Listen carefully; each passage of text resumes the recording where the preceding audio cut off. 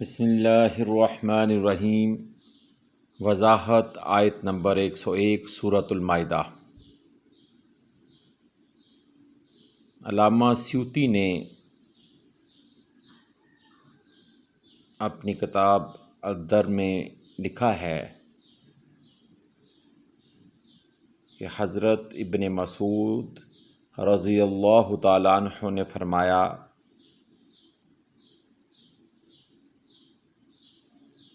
رحمت کائنات رحمت للعالمین حضرت محمد صلی اللہ علیہ وآلہ وسلم نے فرمایا، اللہ نے تم پر حج فرض فرمایا ہے۔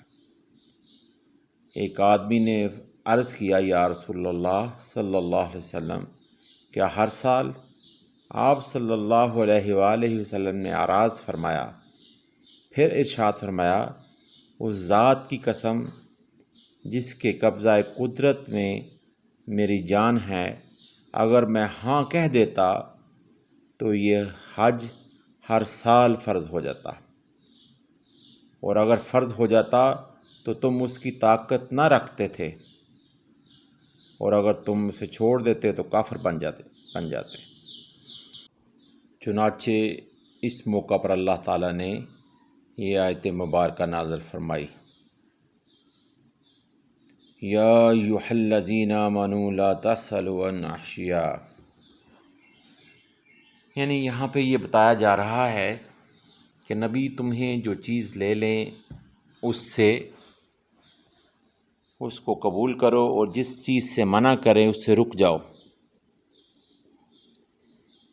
تو اصل میں انسان کی یہ عادت ہے کہ وہ زیادہ سوال پوچھتا ہے۔